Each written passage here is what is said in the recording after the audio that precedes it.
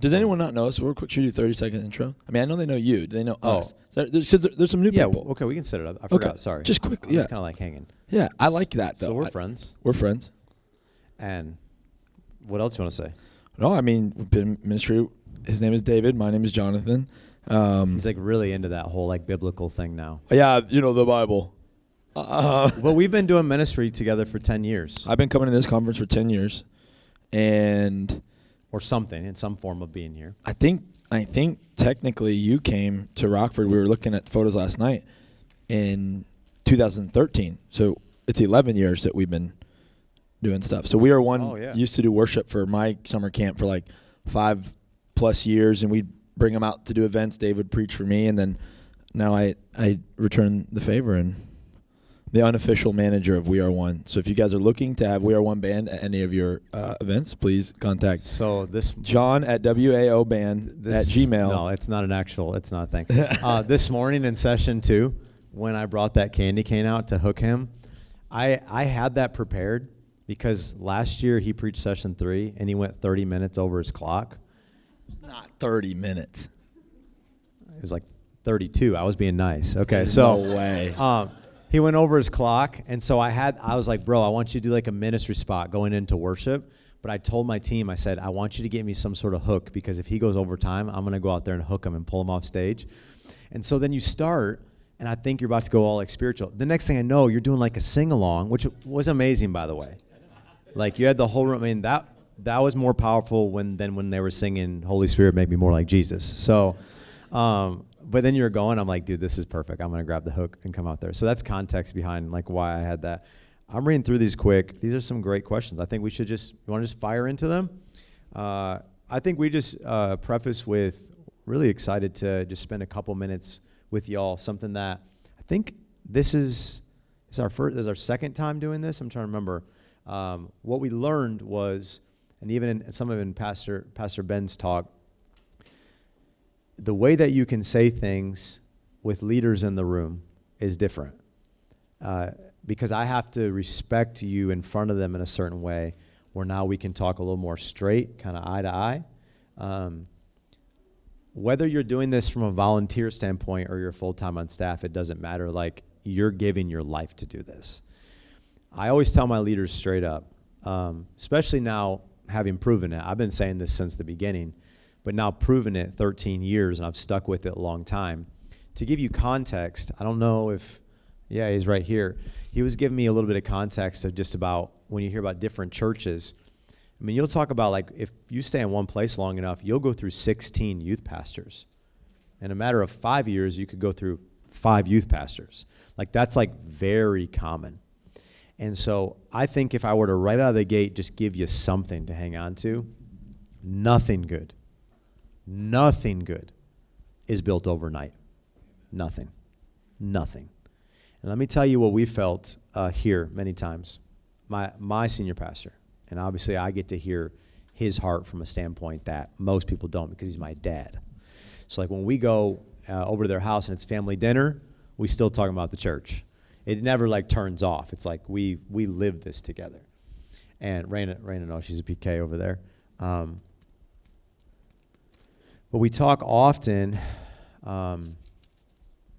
this feeling of inadequacy you can feel, or that insecurity Pastor Ben spoke to. Some of you can look at your ministries, and I 100%, I didn't hear all of it, but what I heard of that last session, I agree with all of it. Like, that hit me in a different way. If it's Christ that builds the church, and if it's not growing, that's on us. And I do think we need to at some point analyze and go, why? But we have to be careful how we measure growth as well. This is our biggest conference ever. And what I need you to know is that next year, I'm not going, next year, we're going to see this many people show up. I ain't doing that. Whoever's supposed to show up is going to show up. You know what we're going to do? We're going to prepare as hard as we did this year, probably harder, because we're kind of starting to figure out a groove. We're going to program. We're going to design. We're going to choreograph. We're going to study. We're going to pray. You know, we do so many prayer nights leading up to this. Every one of those chairs has been prayed for more times than you can imagine. Like, when you talk about the missional, the experiential, and the theological that he talked about, we do that. But I think it's really easy to be caught in this trap, in this kind of rat race, where you see a ministry like Elevation or any name I could name, and you're like, how are they able to grow so fast? And how is this able? And, John has a lot more insight being behind the scenes of seeing what it's actually like. One thing I would always say is perception's everything, and social media is not always what you think that it is. As big as you think something is, listen, I can make this conference on social media look like it's 3,000 people. It's just how you shoot the picture. And I heard Rich Wilkerson Jr. say this. He said, when I coach my photography team, I tell them, when you take the picture, never show an empty seat ever. And that stuck with me. Just like, I'm like, wow, okay, so I'm not crazy. That's what I tell my team. Because I'm not wanting to show off something that looks like a dud. But at the same time, I'm not trying to lie about how many people are there. If somebody asks me how many people are in my youth ministry or at our conference, whatever it is, I'm going to tell you. So I do have to measure the fact that we're in Imlay City, Michigan, and I only have 3,200 people here. I'm not in Charlotte. I'm not in Orlando. I'm not in whatever big city. I'm not in NYC. But then you can go there, and a big city is going to have all its own problems. So we also can't make the excuse and go, well, I'm in a small city, and that's why I'm not growing. That's all crap. We got to stop making excuses. I said this morning, believer in Jesus, no excuses. But I really do think when we talk about this idea of growing and some of the things that Pastor Ben talked about, we need to be healthy in our perspective. I don't think we should go, we have to be thousands, but I also don't say, you know what, if we have 30, that's good enough. I think somewhere in the middle, we have to say, Lord, I want to increase. And then why? Genuinely why? Can we be honest about something? When they were singing, all the earth will end, and they go big, that in the room with 600 some people is different than singing it with 30. So there is something about what we're gathering to see happen in a room. It's not that it can't happen with 30.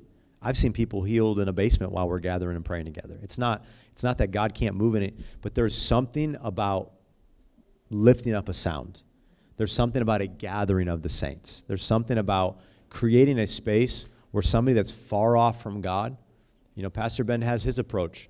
My approach sometimes, you know what I do? Preach the Bible. I don't, sometimes I do it really flashy, and Pastor Ben came up, he was joking. He was like, bro, I didn't know I was going to have to follow that. You had your own custom tree built? And I'm like, no. We did all that for the opener, and I was like, how can I repurpose this thing? How can I utilize it? And I just decided to go full circle. Sometimes I do that, and other times I just preach. I don't have a ton of flashy things. I just preach. You know what happens? No flashy stuff. When I just preach, people get saved. Lives get completely turned upside down.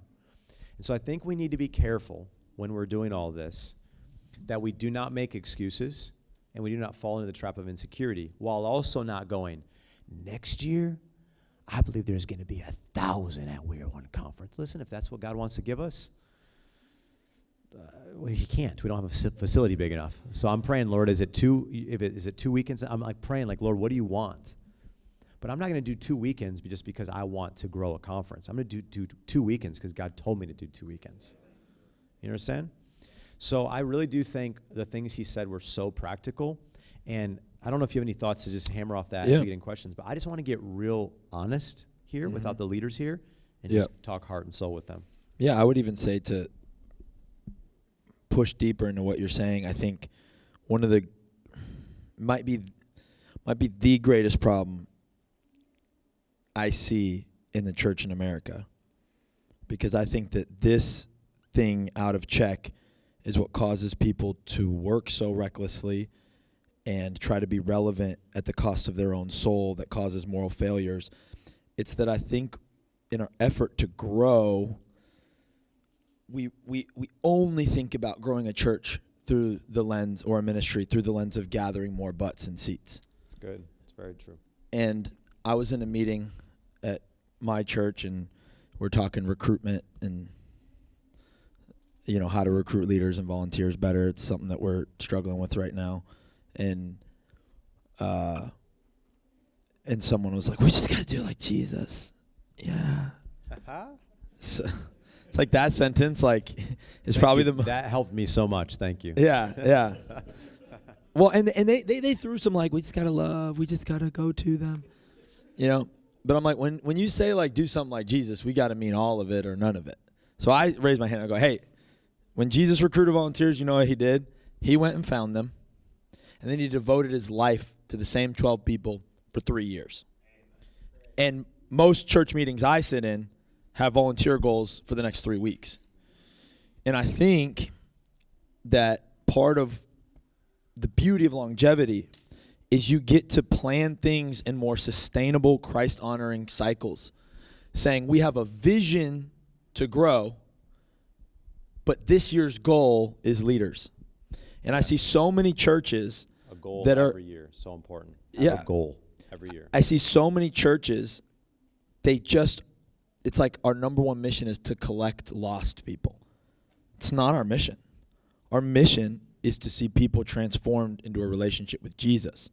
Obviously, we need to reach lost people to do that. But what I see is I think churches, I think if we're not careful, the lost become so our focus that even the things that we do for discipleship are only leadership development. And leadership development is important. But Jesus didn't just develop the disciples into pastor bots. He developed them into the likeness of Christ. When you're in First Corinthians 4 has been wrecking me. I'm not, maybe we'll get into it, but the subtitle in the NIV is The Nature of True Apostleship. And it's Paul expressing his father heart for the church in Corinth. So I'm burning to be with you. Oh, if I could be there. Not so that we could reach more people, but so that I could teach you how to imitate me, so I could teach you how to imitate Christ. But in light of me not being able to be there with you, I'm sending my son in the faith, Timothy. And he says, and you will imitate him, and he will be imitating me, and I imitate Christ. And I know that what I'm trying to be clear with is that some of you, I think some of us would have so much more joy. Most of us are probably in this room because we're shepherds, not evangelists. Evangelism is a part of what we do as a local church, 100%. But most of us, I see so many people get burned out in ministry because all they do is churn in lost people in and out.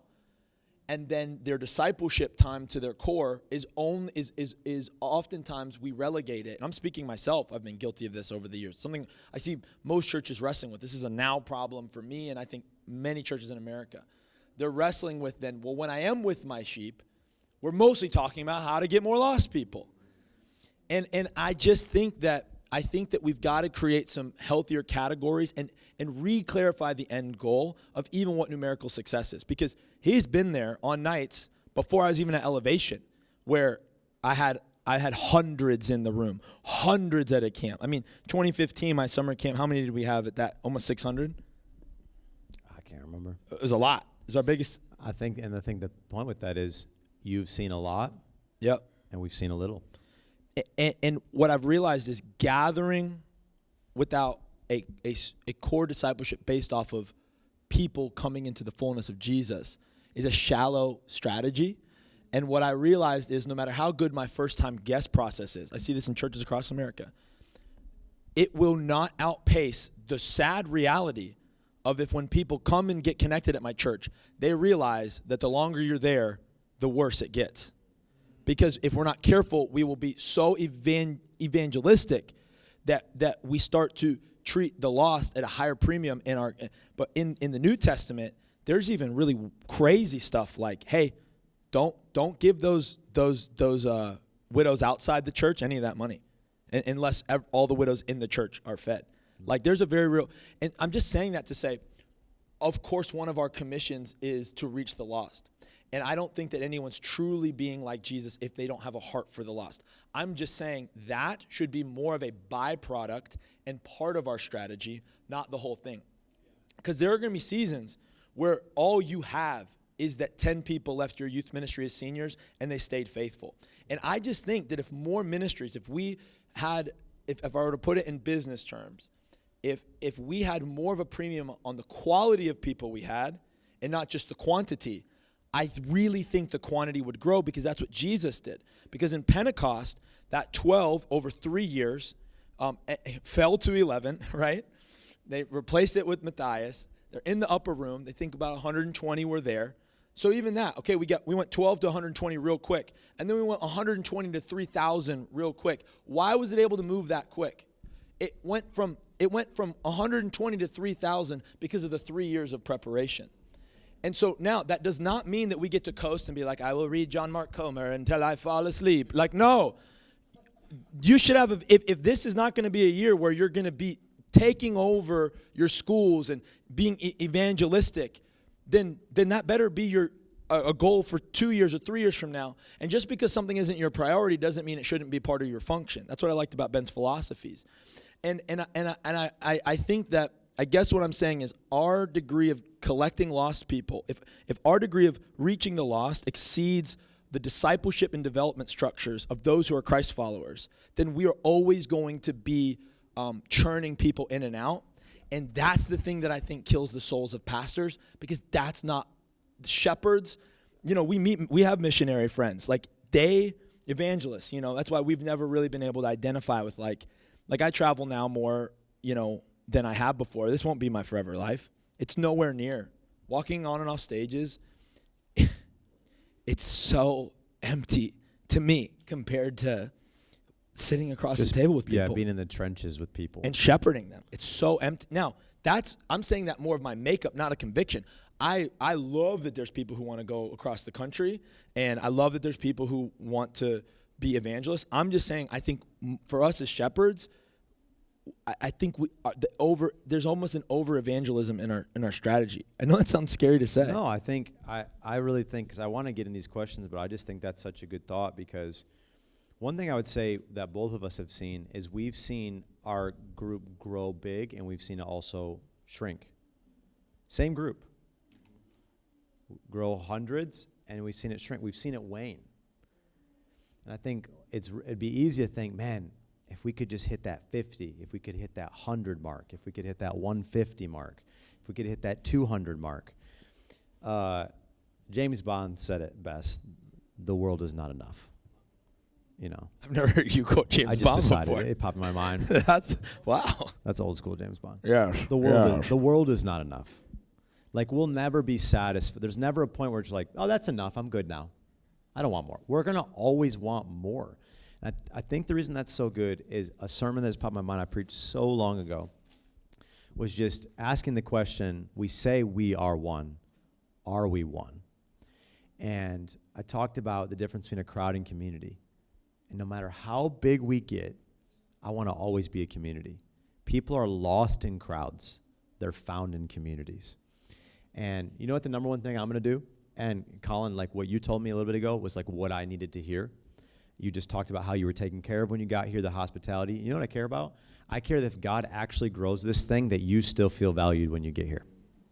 I care that you were greeted, that you were seated well, you were taken care of, that this is a place that you feel loved, that you can feel the presence of God. You're not just another group or another number. Like genuinely, we care about the outcome. We were just having a conversation over here about staffing and stuff like that. I'm like, if there's a reason, if I can do anything, like we want to see your ministries become all they can be. If there's ever a time in my life where it's kind of like, at this point, I've done this long enough, I've tried everything. I'm not saying there's not a new thing to try. Probably found one, but I've done it all. I've lined my entire room with Visqueen, everybody bring a cake, and done cake raves. I've done slip and slides. I've done color wars. I've done camp. I've done conference. I've done it all. And it comes and it goes, and you're never fulfilled. Honestly.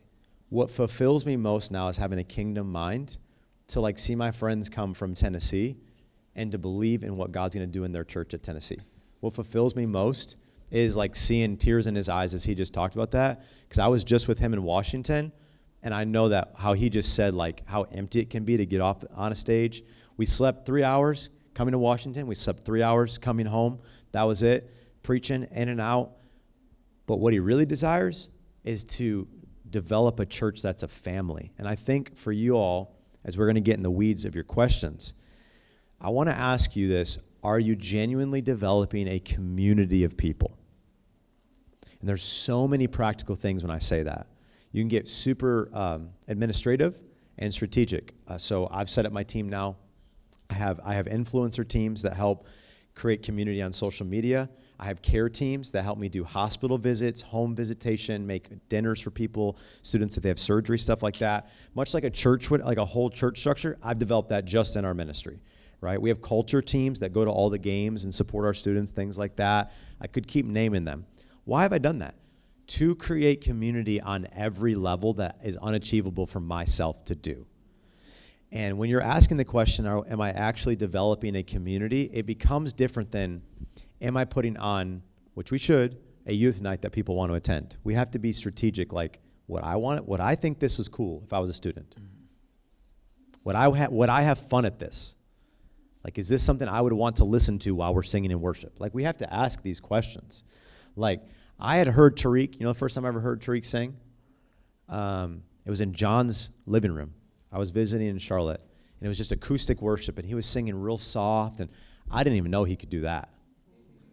Like, I knew he could sing, but I had been so excited. I had wanted to do this arrangement of praise where the band just build, and it just break to that praise.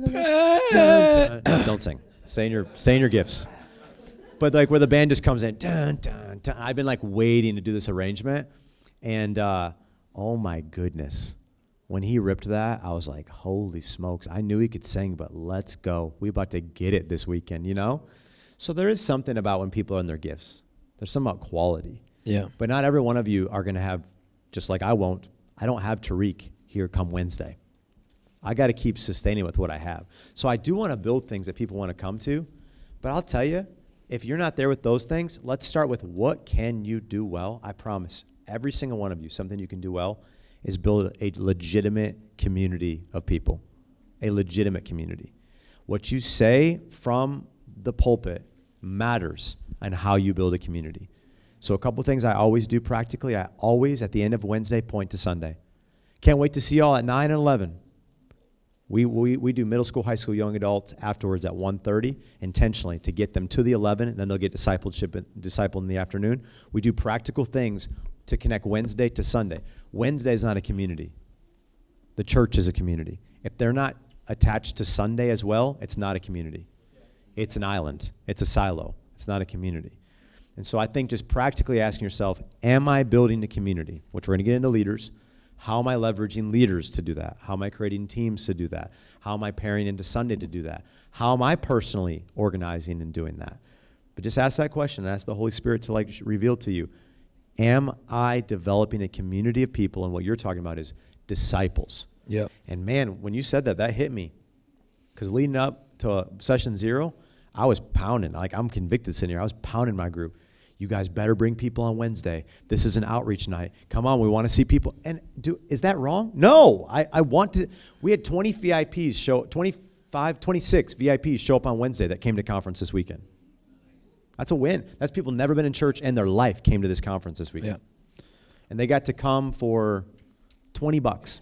That's how we do it. If you bring them to Wednesday, it's an incentive. Get in the door. You get to come to conference for $20, which is an absolute steal. It's unchurched. So, yes, I want to see people. I want to see the lost won. It's our mission. But at the same time, if we're not discipling them the right way, man, that just convicted me. Like, how much am I talking about bring somebody to church, win the loss, and how much am I actually discipling them to be more like Jesus? Yeah, what's the vision statement for once someone's been a part of our youth ministry for 3 years? What are we doing that? Now what? Now what? What's available now? And that's a good segue. And what's the how does it get better? I mean, kids are part of our youth ministries from 6th to 12th grade. And this is where I think we get to get a little bit creative and in the beauty of small scale. Stuff like camping trips.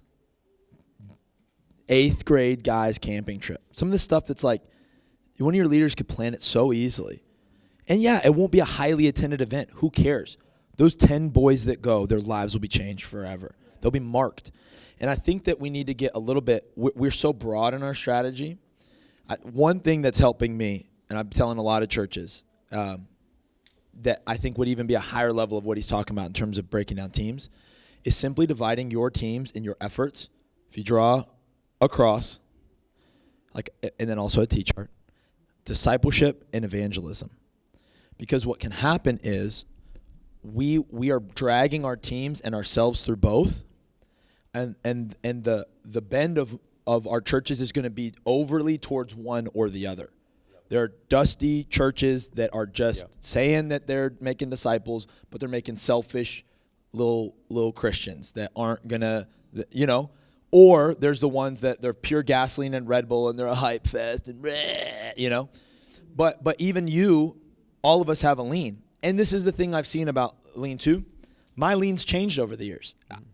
Since becoming a parent, you'd say that most of my life I've leaned way more evangelism. Oh, yeah. Yeah.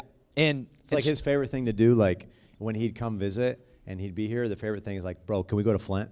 That was like his favorite thing. Can we go to Flint? I was like, what do you want to do in Flint? I'll go right now. He's like, let's hit a coffee Flint. shop. Let's go to a thrift shop. Like we would just stop on the side of the road and minister to people. Like he's like, let's go to Flint. Like, and I'm still that person, but God has put me in a different season as I'm getting older and I have my own kids. And so again, it's not are you one or the other, but where does God have you right now? Because you might even need to have an awareness of that. And I guarantee you, your leaders and your teams have one bend or the other. And I just find that I think it could help a lot of churches to go, this is my discipleship team. These are people that eat, sleep, and breathe depth, discipleship, internal, care structures. These are the people that focus on the inside of the church. And we're going to make it great. And then you get your evangelism people. And guess what? They probably don't even need to be at the church. And this is the problem this is where a lot of churches are stuck right now. Our primary strategy of reaching lost people is crossing our fingers and hoping that they walk into a church building. And I know here and there we do little things, but most of us, my church included, we're just rolling dice praying. We're doing a little, you don't want to miss it. Yeah, because how many lost people even follow our Instagrams? They don't. And so if we want to get into true evangelism, we have to create an identity and a focus on it and the right people. And I think there's people in your church that if they saw that clear of a vision, right now they just see youth leader, they think pizza, they think loud worship, it's just kind of fuzzy. But if you start going, no, here's our youth evangelism team, and we partner with our church outreach team, and this is what we do. You can even make it cool, like we don't meet at the church, like we are the church, out there, and we reach them there, and we want to bring them here. It's like it should still all point back to Sundays and Wednesdays, but go out there. And a lot of the evangelism, the things that would truly catch the attention, sometimes we put so much pressure on Wednesday nights. This might be where we feel a little bit differently, and it might be different on church. I think most Wednesdays you should not put the pressure on yourself to entertain the lost. Because guess what? What we can do to entertain them is so bad compared to the best churches. Guys, you're looking at someone who's been involved at or has been a part of some of the highest budget youth ministry events that have happened in America in the last 10 years. It's not enough. Netflix is so much cooler that they can pick in their pajamas, It would make your head spin. It would make your head spin. And I won't say it because I know you want these details out loud. But the access to capital to try to do the coolest things on the planet. And with that much access to capital, it's still not going to touch a party the world can throw in the context of a worldly feel. Because when people are coming to church in 2024, guess what they expect? Whether they're Buddhist, Muslim, straight, LGBTQ, Republican, Democrat, Gen Z, Gen Alpha. Guess what they expect when they walk into a church building? They expect the Bible. They expect Jesus. I think we're overcomplicating it. Like if they've already somehow got brought there, they're not thrown off when we're talking about God. I think sometimes they're thrown off when we're not. I think it's like I've been telling people, it's like the analogy of like, I'm not a fitness person. Imagine me walking into a gym and at Planet Fitness, I'm like, hey, I'm ready, guys. Just punish me, whatever you guys do. Like, just, throw whey protein on me. And they're like, no. We're so glad you're at the gym. But first, we just want to play some video games. Take your time. And I'm like, dog, I mustered up the courage. It took me 2 years to come to this thing. What are we doing? Hey, segue off of that. Well, finish your thought. You just said video games. That's a segue. And I just think that it will give you so much less pressure on Wednesdays to know. I tell my team, I don't put it on Instagram. I'm not yelling at people. I tell my team, my Wednesday nights are for Christians. And if someone doesn't like what we do on Wednesdays, then I'm happy to have a conversation with their parents to say, your kid might just not be ready for what we do here. And we're happy to hang out with them. Like, Do you see what I'm saying? I have enough leaders and I have enough relational capital to say, ma'am, I'm not going to lower the bar for the whole youth ministry because your son can't pay attention to the Bible. But I also understand that your son might be in a season, and guess what? We'll go to the arcade. I'll go see the movie. I'll go to a movie with him. I'll play Fortnite with him. I'll introduce him to leaders. We can do that stuff, and that's why I think that there's a value to organized outings and all that stuff. I was going to say too, on a very practical level, when he talks about a T-chart, some of y'all really need to do that because you're not administrative. You need to be honest with your gifts. If you're not administrative, you have to write it down. You have to put it on paper. Now, I need to do that as well. But to be honest, I really don't need to because that's how my mind works. I'm highly administrative. I can see every T crossed and I dotted.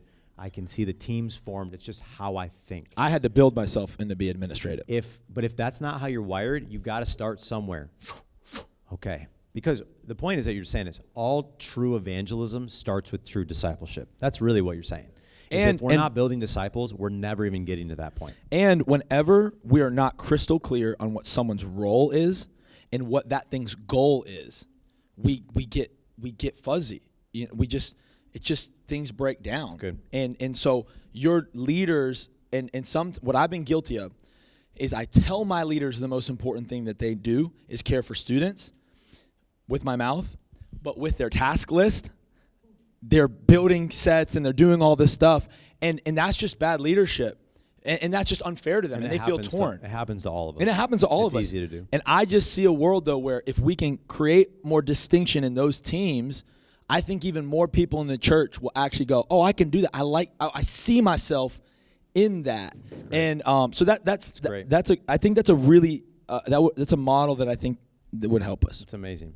We're going to shotgun these questions. I think they're pretty straightforward. We're just going to give our take on them, okay? So I tried to segue a couple of times. You kept saying video games. That's fine. It was great thoughts. What have you found that will motivate a teenage boy to serve? Not just play video games in the youth ministry. My first take was develop a video game ministry. Like, give him something he's passionate about to lean into, something that he can own, something that he could start, something that he could feel invested in. What would you say? What's the step after that? I mean, it sounds like if you're having a hard time, I don't even know if that kid feels connected to the church. So it might just be that you need to do things to make him feel a part of and connected to the church, which I think for a young boy that sounds like that, he needs to be spending time with an older man. And I think there needs to be a couple of older guys that just pour into his life and just hang out with him, and you don't even talk about volunteering for a couple months, and you watch and just see, and then you start saying, guys, this is a great example of how we overcomplicate ministry. What you do is you say, hey, we're going to the movies. Cool. Hey, before the movie, though, we're going to go pray for church on Saturday. Hey, I'm going to bring you in the auditorium. We're going to take 20 minutes to pray. You pray for them. You go, hey, just, I don't know if you've ever seen this, but we do all this on Sundays, and there's spots that you could help with, if you ever wanted to, just let me know and go to the movies. It's that's just a good thought. I just think we're just too in a hurry sometimes. The number one thing that's helped build our serve teams with people like this or people that are athletes or whatever, right, is what you just said. It's showing them they're a part of something bigger than themselves and showing them behind the curtain. Let's just be honest. There's something about all of our opener team. They live backstage. They get to be back there. Like, they're back there with Tariq and Brittany. They're back there with all the team. They're like, there's something about, like, I'm a part of this. I'm not separate. I'm not over here. I'm with them. I'm a part of this. So I think showing behind the curtain, showing behind the scenes, like everything you saw built from that lobby with all those different colored blocks and everything, that was all built, painted by like leaders. Then students came and painted it all. That tree was assembled by one of our college students, and then one of our leaders like built that tree from scratch. The framework, it then had to sustain me to be able to stand on it at the end. That's all like spray foam, and then it's painted and it's detailed. We had to think through the reveal of the cross at the end. That's all done by a student and a leader from ground up. So I think there is something about at the beginning of that, almost showing the end at the beginning. This is what we're going to do. Yeah. So what we did with our stage team, I think it's the same principle, is when we were recruiting our stage team to run all the props and move the stage pieces in place, we sat down, we showed them the audio and I just pitched them the vision. Because actually how I can explain it is better than actually watching it. And so I was like, and then he's going to be on stage. And imagine dry ice is flowing across the stage. You know, it's like, and dude, I turn, and one of the ladies we just recruited, her name's Christine, never been a part of this ever. Tears are flowing down her face. She goes, I can't even believe I get to be a part of this.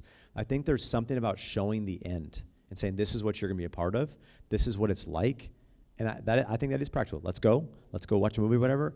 But there's something, though, that they're intrigued now. I've seen the wizard behind the curtain. Mm-hmm. I want to see it again. I want to be there again. It's like opposite reverse apple temptation. You know, it's like it's like a good, like, don't eat the fruit, you know, concept. It's like eat the good fruit. It's like, you know, come behind the curtain thing. So last thing I'll say on that is just also, like, I want to know what his dad says.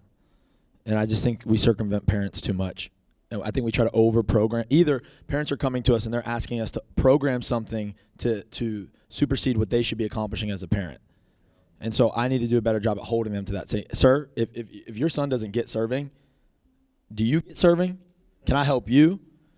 Because I'm just like, I just want to know, like, because my kids, like as a kid with a dad with a 4-year-old, saying this is a little cocky, but my kids are going to serve. And if they don't, that's still my responsibility, not the church's. Good.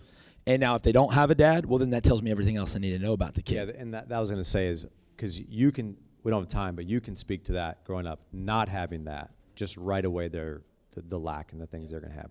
That's great. I was going to say, whoever has that question, if you want to bring more context, he would be amazing to talk about, not only from the video game side, but even I think that parenting side would be amazing. I just want to try to hit these the best that we can. How do you get your kids to engage more in worship? Should I take that? I'll set you up because I think you'll like what I'm about to say. Because there's something I was going to tell you earlier, but then the thing started. I was speaking at the Assemblies of God Creative and Leaders Conference in the South. We were in Daytona. They have like 2 districts in Florida. I don't know how they do it, but it was the other one. It was the South one. And I start this session, and it's like a big auditorium. All these jokers are sitting all over the room, in the back, not filling the rows, not anything. And I just go, don't make me do it, Holy Spirit. But I just go, what kind of leader am I if I don't hold them to the same standard they all wish their leaders and their kids were doing? So the way I started the session, I said, hey guys, guess what? We're leaders. We're Christians. Fill in the front few rows. That was after my intro. They don't know me from anyone. But I just go, if leaders are standing in the back, if we won't sit up front, you got to address the spirit behind that, the fear behind that, and that will probably, just by addressing that in and of yourself, will lead to your students engaging. We do something called the flock system. All of our leaders sit among all of the students so that we can maintain what's happening in the room. So if there's an altar call going forward and there's those people that are just not going to respond and they're dinking off, leaders are there to be able to minister. Sometimes they may minister to them in the seats. Sometimes it might be, you want to go forward or whatever it is. Worship's the same way. All of our leaders are spread throughout, and I'll pump up my leaders. Listen, we're going to jump tonight. It's a jump set. We're going to jump and we're going to party tonight. We're going to lift our hands. We're going to get it. And they're amazing. They do. Every time they do. So I think starting there is incredible.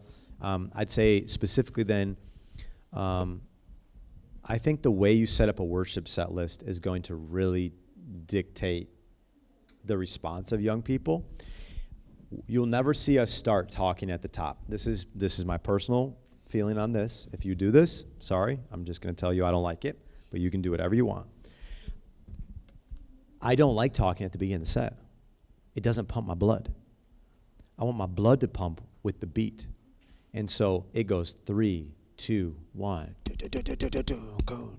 We go right into it. Why? Everyone's livening up. You notice Tariq right away then. He starts talking. He starts engaging the room. I think just getting the movement to it. If I knew yesterday, we did the opener and then we did Out of My Bones. I knew that wasn't going to land 100. I already planned on it. I knew we'd land the plane 70%.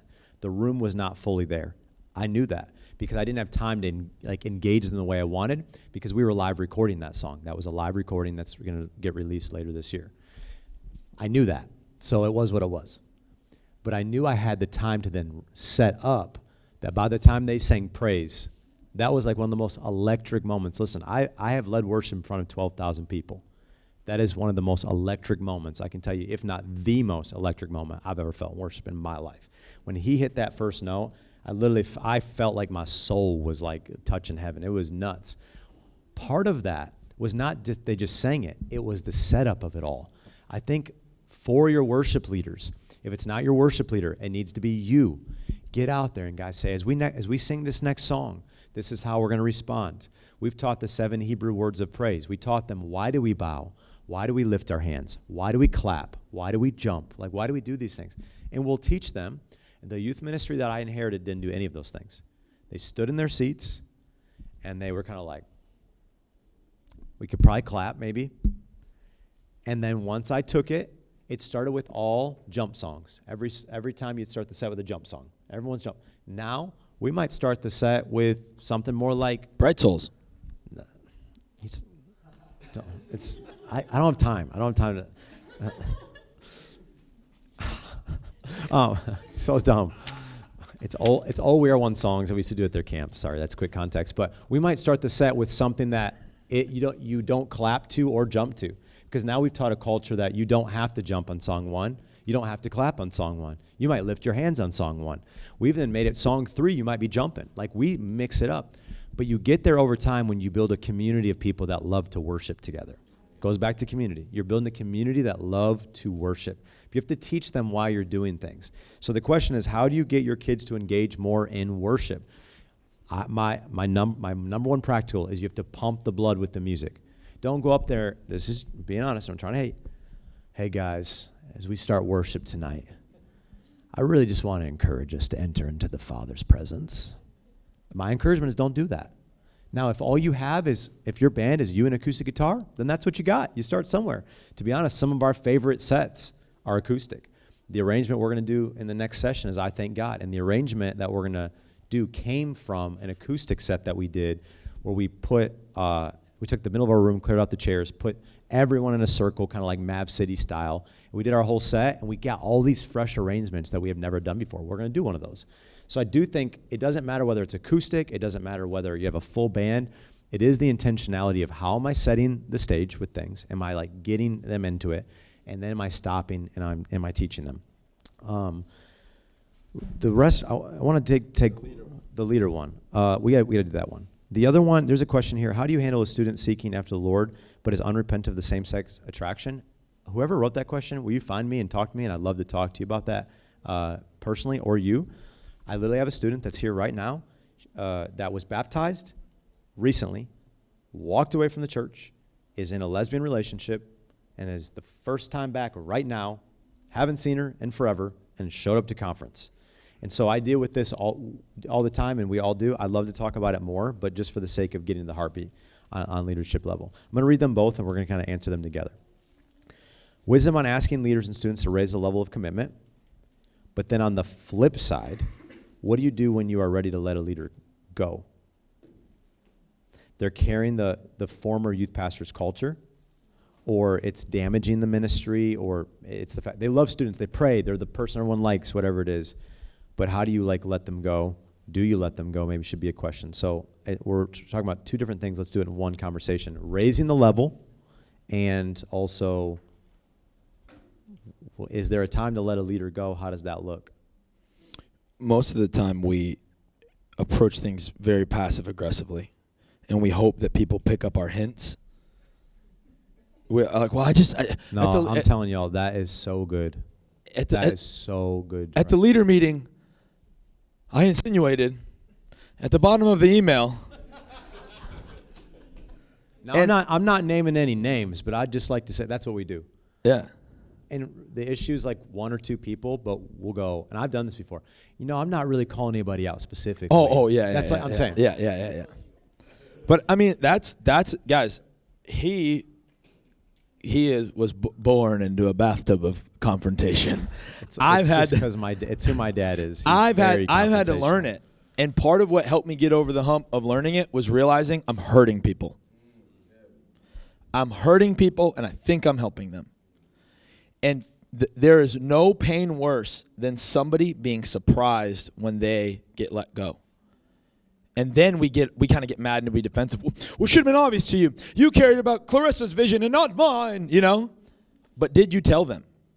When we do our staff evals, the number one rule we say, our executive pastor Chunks reminds all supervisors this going into it. He goes, nothing they hear in the end of your eval should be a surprise. He's like, it should not be a surprise. And so Matthew 18, actually, Jesus spells out. It's honestly, in terms of modern, practical, just do 1, 2, 3.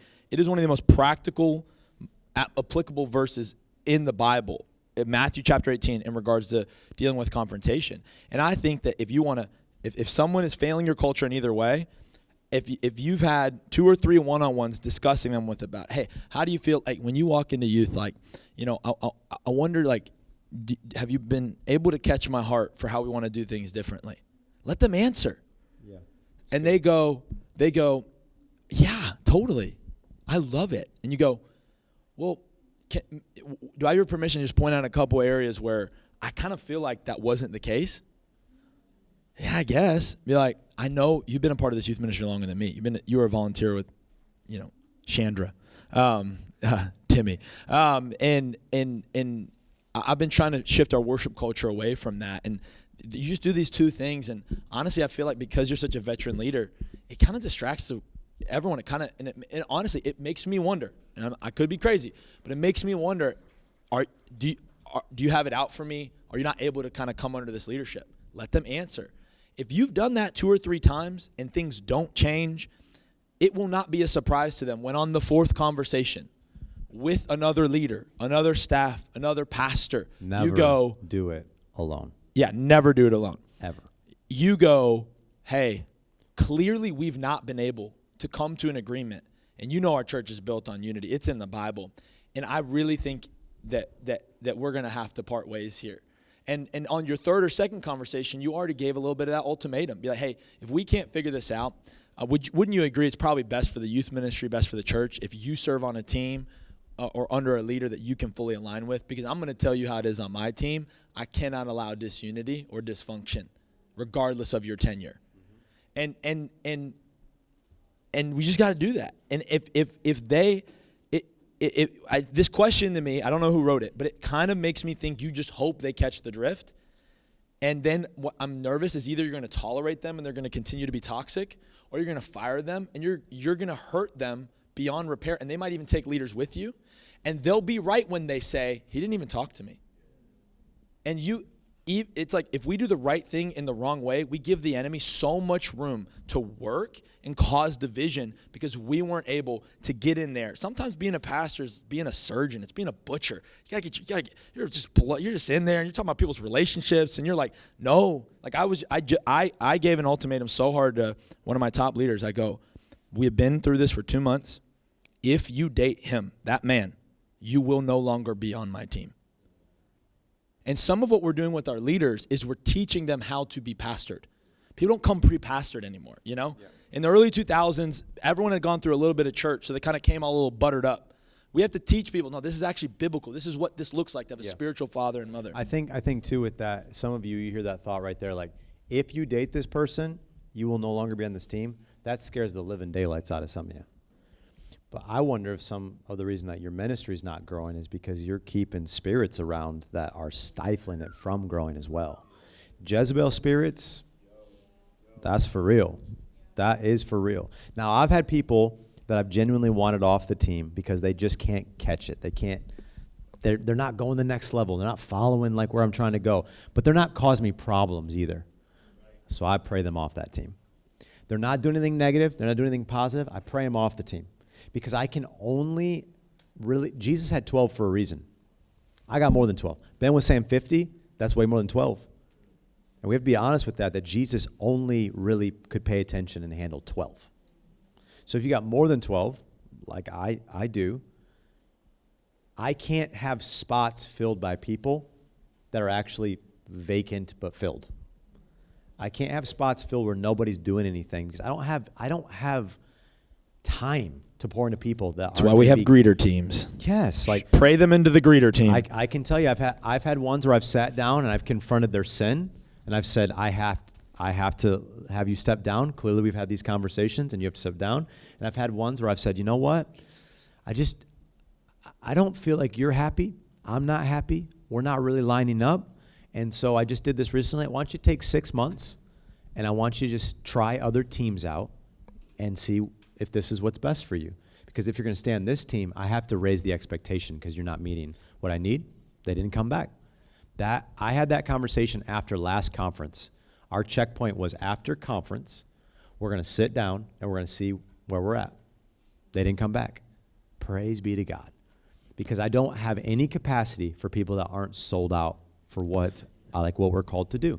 And I even tell them, we have, one of the questions on here was, I can't remember where I was at. What does We Are One College look like, and what does it offer to young adults? Now that we've started We Are One College, it's a 3-year program currently where they are trained in all the facets of some area of ministry. It could be a department like integrations, which is what Kaylee does. That's discipleship, small groups, baptisms, all that kind of stuff. It could be next gen. It could be kids ministry. It could be film, whatever it is. They, for 3 years, just like Jesus did with the disciples, they are hands-on full-time with us in ministry. We are launching them out. There's a number of them that graduate this year. We're launching them out. Can they do everything we can do? No, because I'm 36 and they're 21, 22. But will they be able to? Oh, yeah, better than us. Because they already know the skills that we know when I'm 14 years, 15 years older than them. They're trained in everything from homiletics to video lighting and sets and how to run the cameras, how to edit this, how to get it up on social, all the marketing, all the design to the thumbnail. I mean, self-sustaining, they know how to do it all, and they'll be able to reproduce themselves in other people as we are in them. Well, part of this, that's short version of what We Are One College is. There's all these different prac tracks. There's chapel. There's lectures. It's a full-blown running, like as if there was a university. My vision one day is to become accredited, full-blown, like especially Pastor Tyler. He's like a theological wizard, and his lectures are insane. And I want to become accredited. I want to own like an apartment complex or something, and I want to have students. Can you hurry up so I can take those classes? I need to be educated. I want to have students be able to live there. I want to be able to my vision, I prayed before the Lord. I said, Lord, I want to turn Emily City into a college town. Like you go where Michigan State's at in Lansing or anywhere, it's like I want to turn it into a college town. Like that's impossible in man's eyes. It's impossible. Emily City, Michigan, there's nothing going for us. John was very excited about that, Tim Hortons, though. Like that's, yeah, we have that. But what I was going to say, though, is here's how that plays with leadership for me now. Stop. With leadership, what I tell the leaders, I go, listen, if you're going to be on this team, then you need to operate in a fashion where you're sold out for this vision, that you're with me. Because I got a lineup of people that are ready to hop on board. And I don't do that as a scare tactic. I do that to challenge them to say, listen, if you're not supposed to be here, it's okay. Don't be here. Don't be scared to lose people. Many times, I can't remember who said this, but people won't grow because we won't let them go. And like many times, people need that challenge to just be told, like, listen, if this isn't going to work, you can move on to something else. That sometimes will be the thing that inspires them to go to the next level. But I'll just leave with this, and then I have to go to rehearsal. If there's something you want to say, I want to hand it off to Pastor Tyler to close. But I've said this many times. Expectation's not the problem ever. Communication's the problem. Expectation without communication is exasperation. You know, it says, fathers, don't exasperate your children. Don't wear them out. Don't overly tax them.